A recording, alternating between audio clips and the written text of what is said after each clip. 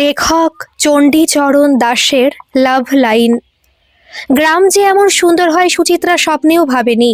শরতের নীল আকাশের ক্যানভাসে পেঁজা তুলোর মতো সাদা মেঘের চিত্রকারী, মাঠজোড়া সবুজের সমুদ্রে শরৎ পবনের দাপাদাপি, দিঘির স্বচ্ছ জলের আঁচলে লাল শালুকের নকশা, পুকুর ধারে বুনো ফুলের ঝোপে ডাহুক ডাহুকির অভিসার, সন্ধ্যের আলো আধারির মায়ায় তুলসী তলায় প্রদীপ শিখার নাচন, জ্যোৎস্না ঢালা উঠানে সন্ধ্যা মালতীর গন্ধে মেতে ঠাকুমাকে ঘিরে কচি কাচাদের গল্প গানের আসর। সবকিছু যেন স্বর্গের কোনো এক অদৃশ্য চিত্রকরের আঁকা এক টুকরো ছবি। দেখে ইচ্ছে হয় শহর ছেড়ে সারাটা জীবন এখানেই থেকে যায়। মনে মনে ভগবানকে ধন্যবাদ জানায় পূজার ছুটিতে বন্ধু ললিতার আগ্রহে তার গ্রামের বাড়িতে বেড়াতে আসার এমন একটা সুযোগ করে দেওয়ার জন্য। সেদিন বিকেলে ঘরে বিছানায় হেলান দিয়ে শুয়ে একটা পত্রিকার পাতা উল্টাচ্ছিল সুচিত্রা। ললিতা বাইরে কারোর সঙ্গে কথা বলছিল। হঠাৎ দৌড়ে এসে ঠেলা মেরে বলল, এই একটা জিনিস দেখবি তো, আয়। পত্রিকাটা রেখে সুচিত্রা জিজ্ঞাসা করলো, কি জিনিস? আয় না, গেলেই দেখতে পাবি, বলে তার হাত ধরে টেনে নিয়ে এলো বাইরে। সুচিত্রা দেখলো একটা ধোপদুরস্ত পোশাক পরা ছেলে উঠানে মাদুরে বসে একটা মেয়ের হাত দেখছে। তাকে ঘিরে রয়েছে ছোট বড় অনেকজন। জিজ্ঞাসা করলো, কি দেখছে? ও না খুব ভালো হাত দেখতে জানে, যা বলে সব সত্যি হয়, আয় আমরাও দেখাবো, বলে ললিতা চলে গেল তার কাছে। ঠেলে সামনে এগিয়ে বাঁ হাতটা বাড়িয়ে দিয়ে বলল, আমার হাতটা একটু দেখো না টুলুদা, পড়া হবে না, দুদিন বাদে হেসেল ঠেলতে হবে। পাশ থেকে একটা বউ ফোড়ন কাটলো, হ্যাঁ হ্যাঁ দেখে বলতো ও লাভ লাইন কেমন, প্রেম করে বিয়ে হবে নাকি দেখে শুনে বিয়ে? বৌদি, ভালো ভালো হবে না বলে দিচ্ছি, ললিতা চোখ পাকিয়ে বলল। ছেলেটি তার হাতটা হাতে নিয়ে দেখে বলল, তোর ভাগ্যে অনেক পড়াশোনা আছে রে, আর পড়তে পড়তেই পড়ে যাবি প্রেমে, তারপর সোজা বিদেশ। খুশিতে গদগদ ললিতা অমনি উঠে গিয়ে সুচিত্রার হাত ধরে বলল, চল তোরটাও দেখাবি। সুচিত্রা যত বলে, ধুর আমি ওসবে বিশ্বাস করি না, ললিতা শুনল না। তাকে টেনে নিয়ে গিয়ে বসিয়ে দিয়ে টুলুকে বলল, আমার বন্ধুর হাতটাও একটু দেখে দাও তো, কেমন বিয়ে হবে। টুলু অন্য একজনের হাত দেখছিল। তার হাত ছেড়ে অন্যমনস্কভাবে মুখের দিকে না তাকিয়েই সুচিত্রার হাতটা ধরে অনেকক্ষণ ধরে কি যেন দেখতে লাগলো। কি গো, কি হলো, কি দেখলে? ললিতার প্রশ্নে টুলু বলল, এরও লাভ লাইন ভালো, পছন্দ মতো বর পাবে, বলে তার হাত ছেড়ে দেখতে লাগলো আরেকজনের বাড়িয়ে দেওয়া হাত। ধুস, বলে লজ্জারাঙা সুচিত্রা উঠে গিয়ে দাঁড়ালো বন্ধুর পিছনে। হাত দেখার পালা সাঙ্গ করে চাটা খেয়ে কিছুক্ষণ পরে টুলু চলে গেল, আর ললিতা সুচিত্রাকে নিয়ে বসলো টিভি খুলে। কয়েকটা দিন বেশ আনন্দেই কাটলো সুচিত্রার। লক্ষ্মী পূজার পরদিন সকালে উঠে বসলো গোপীগঞ্জ বারুইপুর বাসে। ললিতা গেল না, একেবারে ভাইফোঁটার পর কলকাতা যাবে। প্রায় ঘন্টা তিনেক পর কামালগাজিতে নেমে চলে এলো বাড়ি। ব্যাগটাক একধারে ফেলে দিয়ে লম্বা হয়ে শুয়ে পড়লো বিছানায়। দুপুরে খেয়ে দিয়ে ব্যাগ খুলে জিনিসপত্র গোছাতে গিয়ে সুচিত্রা দেখে বড় পার্সটা নেই।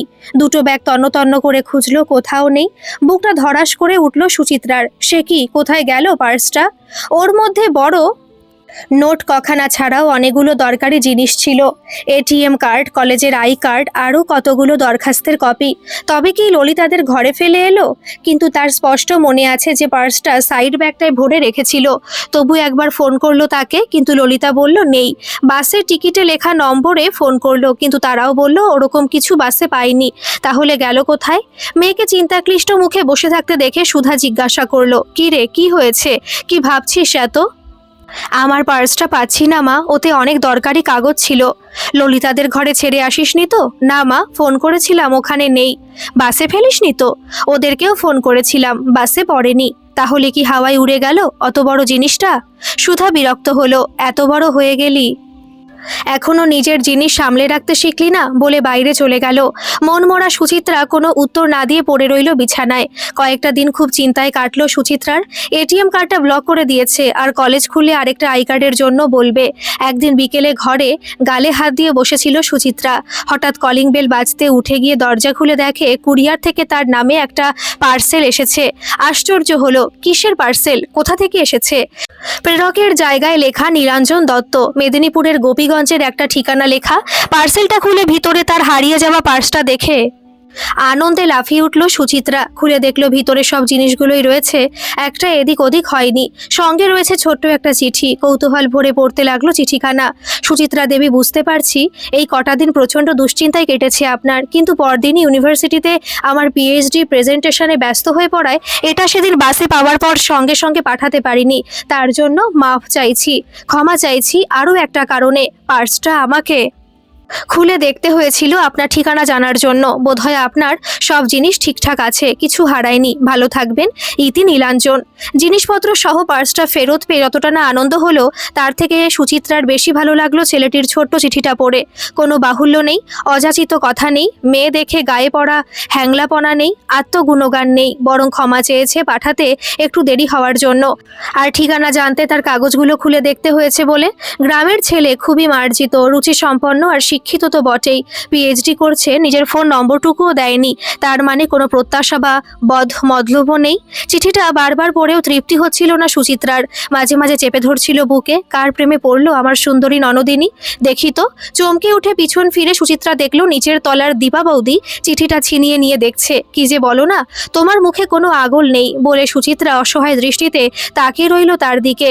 দীপা চিঠিটা পড়ে তার হাতে দিয়ে বলল, সত্যি খুব ভালো ছেলে রে। আমি হলে এক্ষুনি ওর প্রেমে পড়ে যেতাম। এমন ভদ্র, বিনয়ী, পরোপকারী ছেলে আজকাল দেখা যায় না। দে, ধন্যবাদ জানিয়ে ভালো করে একটা চিঠি লিখে দে বলে মাথায় আলতো করে একটু আদর করে দিয়ে দীপা বেরিয়ে গেল। সেদিন সুচিত্রার কোনো কাজে মন বসলো না। বারবার খালি চিঠিটা পড়ছিল আর ভাবছিল ছেলেটির কথা। মনে করার চেষ্টা করলো সেদিন বাসে পাশাপাশি বসা যাত্রীদের মুখ, কিন্তু তেমন কাউকে খুঁজে পেল না। ছেলেটি হয়তো পিছনের সিটে বসেছিল, তাই খেয়াল করেনি। সন্ধেবেলা কাগজ কলম নিয়ে বসলো সুচিত্রা। লিখল একটা চিঠি। নীলাঞ্জন বাবু, সেদিন আমার পার্সটা বাস থেকে কুড়িয়ে রেখে এবং কষ্ট করে আমাকে পাঠিয়ে দিয়ে যে উপকার করলেন, তা আমি জীবনে ভুলবো না। পার্সে রাখা কাগজপত্র এবং টাকা সবই ঠিকঠাক আছে, কিছু খোয়া যায়নি। তবে আমার খারাপ লাগছে আপনাকে কষ্ট দেওয়ার জন্য, বিশেষ করে তখন যখন আপনি আপনার পিএইচডির কাজে ব্যস্ত। অনেকখানি মূল্যবান সময় নষ্ট করলাম আপনার। একটা জিনিস বুঝতে পারলাম না, আপনার কুরিয়ার খরচটা ওই টাকা থেকে নিয়ে নিলেন না কেন? যাক, ওটা আমার কাছে গচ্ছিত রইল, কখনো সাক্ষাৎ হলে সুদ সমেত ফিরিয়ে দেব। পরিশেষে আপনার গবেষণার কাজের জন্য অনেক শুভেচ্ছা রইল। ভালো থাকবেন, জীবনে অনেক উন্নতি করুন, এই কামনার সহিত চিরকৃতজ্ঞ সুচিত্রা। পুনশ্চ জানি না এই চিঠি পাবেন কি না। পেলে যদি আপত্তি না থাকে আপনার ব্যস্ততার ফাঁকে আমাকে একটু ফোন করবেন। আপনার এই উপকারের জন্য ধন্যবাদটা সরাসরি জানিয়ে দেব। আমার নম্বর 987। চিঠিটা তাড়াতাড়ি পোস্ট করে এলো সুচিত্রা। তারপর কেবলই নীলাঞ্জনের চিঠিটার দিকে তাকায় আর মনে মনে তৈরি করে এক কল্পমহল অজানা ছেলেটিকে নিয়ে। সময় অসময় কেবল তারই ভাবনায় মশগুল হয়ে থাকে। বারে বারে তাকায় ফোনটার দিকে। এই বুঝি বেজে উঠল। সকালে ঘুম থেকে উঠেই চেক করে কারো মিসড কল ছিল কিনা। এইভাবে প্রায় 10 দিন কেটে গেল, কিন্তু না এলো নীলাঞ্জনের ফোন, না কোনো চিঠি। একটা অদ্ভুত চিন্তা ঘিরে ধরল সুচিত্রাকে। তার চিঠির ভাষাকে নীলাঞ্জনের ভালো লাগেনি? সে কি রাগ করলো তার গায়ে পড়া ভাব দেখে? নাকি পায়নি চিঠিটা? নাকি গবেষণার কাজে এতই ব্যস্ত যে ফোন করার সময় পায়নি? কি হতে পারে? সেদিন সন্ধ্যায় পড়াশোনা শেষ করে আবার চিঠিটা নিয়ে দেখছিল সুচিত্রা। হঠাৎ বেজে উঠল মোবাইলটা। তুলে দেখে একটা অচেনা নম্বর। সসংকোচে হ্যালো বলতেই ওপার থেকে ভেসে এলো পুরুষ কণ্ঠস্বর। আপনি কি সুচিত্রা দেবী বলছেন? হ্যাঁ, আপনি। আমি নীলাঞ্জন বলছি। আপনার চিঠিটা 2 দিন আগে পেয়েছি, কিন্তু একটা কাজে এত ব্যস্ত হয়ে পড়েছিলাম যে ফোন করার ফুরসত পাইনি। এখনই বাড়ি ফিরে আপনাকে ফোন করছি। নীলাঞ্জন নাম শুনে উত্তেজনায় শরীরটা কাঁপছিল সুচিত্রার। মুখে কথা জোগাচ্ছিল না। কোনো রকমে বলল, ঠিক আছে। তারপর বলুন, কেমন আছেন? ভালো। আপনি কেমন আছেন? আমিও ভালো, তবে ঘরের একটা ঝামেলা আর আমার গবেষণাপত্র নিয়ে একটু ব্যস্ত হয়ে পড়েছি। এবার একটু সহজ হয়ে উঠেছিল সুচিত্রা। বলল, তারই মধ্যে সময় বের করে আপনি আমাকে যে ফোন করেছেন তার জন্য আমি কৃতজ্ঞ। আরে না, কৃতজ্ঞতার কিছু নেই, এটা তো আমার কর্তব্য। আপনি কথা বলতে চেয়েছেন, আমি কি আপনার কথা ফেলতে পারি? তারপর বলুন, কি খবর? প্রথমেই আপনাকে অনেক অনেক ধন্যবাদ আমার পার্সটা যত্ন করে পাঠিয়ে দেওয়ার জন্য। ওটা হারিয়ে গিয়ে খুব চিন্তায় পড়ে গিয়েছিলাম। না, এ আর এমন কি, আমি পেয়েছিলাম তাই পাঠিয়ে দিলাম। ভাগ্যিস ওটা আপনার হাতে পড়েছিল। অন্য কেউ হলে টাকাগুলো নিয়ে পার্সটা ফেলে দিত। তা অবশ্য করতো, কিন্তু আপনার কুরিয়ার খরচে টাকাটা ওটা কিভাবে দেব?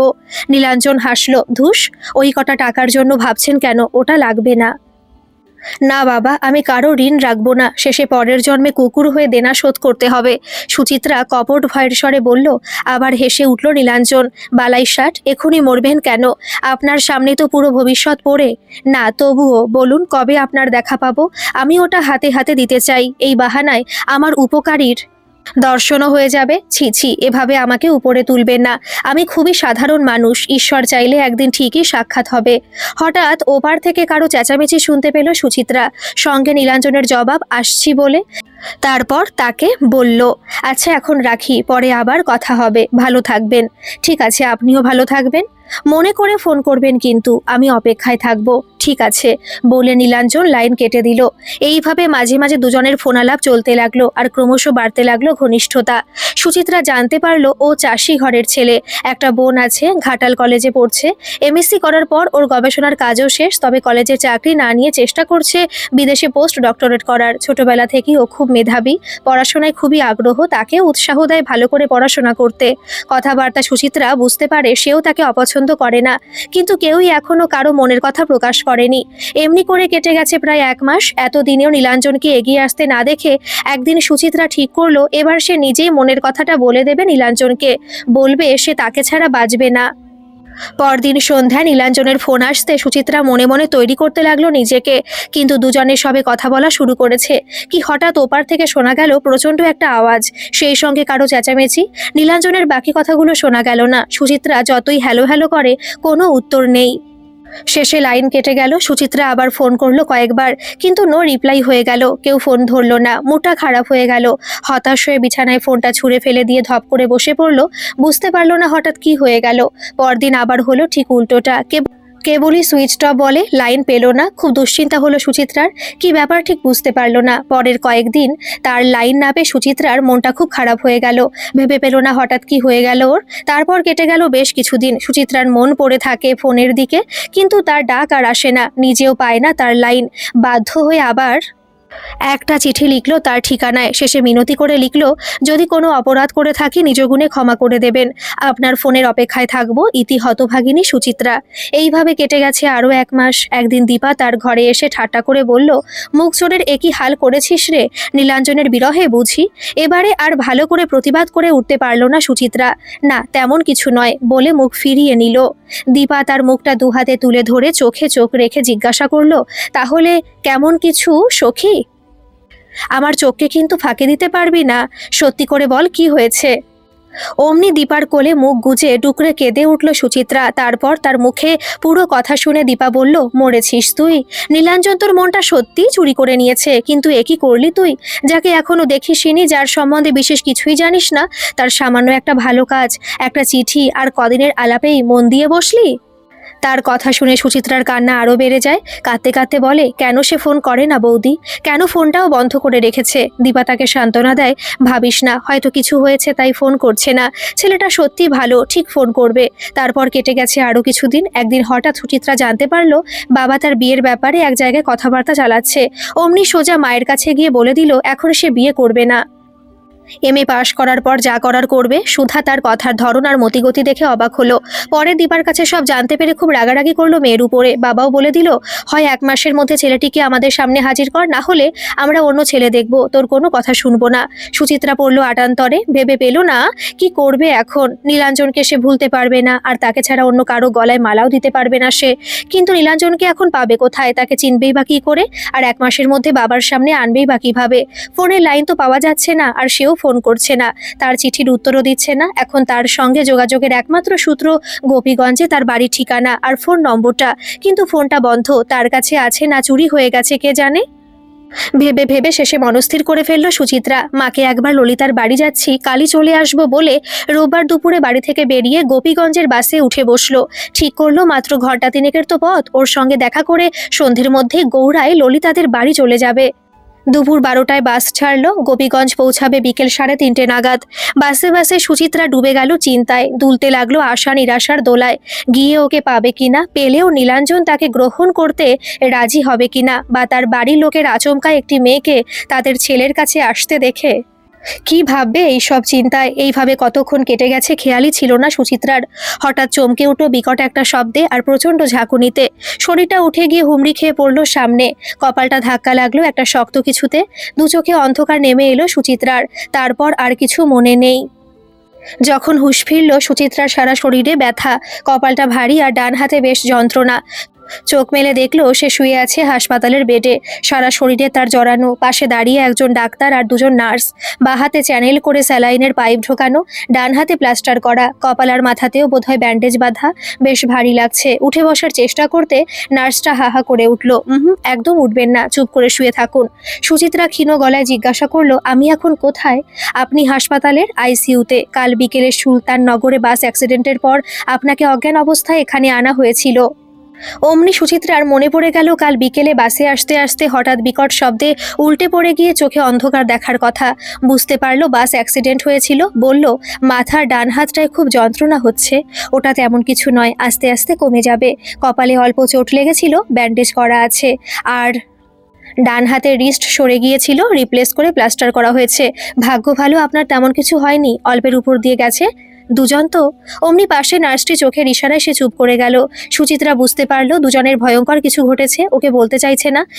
জিজ্ঞাসা করলো, আমার বাড়ির লোক জানে? হ্যাঁ, আজ সকালে আপনার মা ললিতা নামে একজন ফোন করেছিল আপনার ফোনে, তাদেরকে খবর দেওয়া হয়েছে। একটু পরেই হয়তো এসে পড়বে। আর কিছু না বলে সুচিত্রা চুপ করে শুয়ে রইল। চোখ বুজে ভাবতে লাগলো নীলাঞ্জনের কথা। ও হয়তো এসবের কিছুই জানে না। কিছুক্ষণ পরে সুচিত্রাকে দেওয়া হলো জেনারেল ওয়ার্ডে। আধ ঘন্টার মধ্যে ললিতা এসে হাজির। তার অবস্থা দেখে তো কেঁদে কেটে অস্থির। বলল, তুই যে গোপীগঞ্জ আসছিস আমাকে জানাসনি কেন? ভাগ্যিস মাসিমা ফোন করলো আর হাসপাতাল থেকে বলল, না হলে তো জানতেই পারতাম না। সুচিত্রা ক্ষীণ গলায় বলল, আসলে তোকে ইচ্ছা করে খবর দিনি, ভেবেছিলাম সন্ধেবেলা তোর বাড়ি গিয়ে সারপ্রাইজ দেব। খুব বাজে কাজ করেছিস তুই। ললিতা রেগে উঠল, জানিস কালকের অ্যাক্সিডেন্টে দুজনের প্রাণ গেছে। অনেকেই সিরিয়াসলি ইনজিওর্ড। ভগবান তোকে বড্ড বাঁচিয়ে দিয়েছেন। শেষে কি যেন ভেবে আপন মনে বলল, অবশ্যই এটা হবারই ছিল। অবাক হলো সুচিত্রা। কি রকম? তোর মনে আছে বোধ হয় মাস কয়েক আগে পূজার ছুটিতে আমাদের বাড়িতে টুলুদা তোর হাত দেখেছিল? হ্যাঁ, মনে আছে। বলেছিল পছন্দ মতো বর পাবো। হ্যাঁ, কিন্তু একটা জিনিস বোধহয় খেয়াল করিসনি, তোর হাতের দিকে অবাক হয়ে সে তাকিয়েছিল কিছুক্ষণ। হ্যাঁ, কিন্তু কেন ওভাবে তাকিয়েছিল সেটা সে পরে আমাকে বলেছিল ও একজনকে না দেখে তার প্রেমে পড়বে, আর তাকে পেতে গিয়ে ওর জীবন বিপন্ন হওয়ার উপক্রম হবে। তবে ওর প্রেম সফল হবে, অবশেষে হবে মধুর মিলন, মধুরেণ সমাপয়েত। দেখ, ঠিক তাই হলো। কিন্তু তুই কার প্রেমে পড়েছিস বলিসনি তো। আর কাল গোপীগঞ্জে বা যাচ্ছিলি কেন ওর সঙ্গে দেখা করতে? ওর কি ওখানেই বাড়ি? হ্যাঁ বলে সুচিত্রা খুলে বলল তার প্রেম কাহিনী। শেষে বলল, এমন হবে জানলে কখনো আসতাম না, কিন্তু কি করি বলো তো, উপায়ও তো ছিল না। হঠাৎ কি যেন ভেবে সুচিত্রা জিজ্ঞাসা করলো, আচ্ছা তোর প্রেমিকের বাড়ির ঠিকানাটা দে তো। আমাদের পাড়ার মৌসুমীর মামা বাড়ি ওখানে। টুলুদা ওরই মামাতো দাদা। ও হয়তো ছেলেটিকে চিনবে। নীলাঞ্জন দত্ত, গ্রাম ও পোস্ট অফিস গোপীগঞ্জ। দাঁড়া, সুচিত্রাকে থামিয়ে দিল ললিতা। কি নাম বললি? নীলাঞ্জন দত্ত? হ্যাঁ, কেন? অবাক হলো সুচিত্রা। টুলুদারও তো ভালো নাম নীলাঞ্জন, ওরাও দত্ত। আচ্ছা, ওকে পিএইচডি করছে? হ্যাঁ, তাহলে আমি ঠিকই ধরেছি, তুই টুলুদারই প্রেমে পড়েছিস। ও শখের গণৎকার, ভালো হাত দেখতে জানে।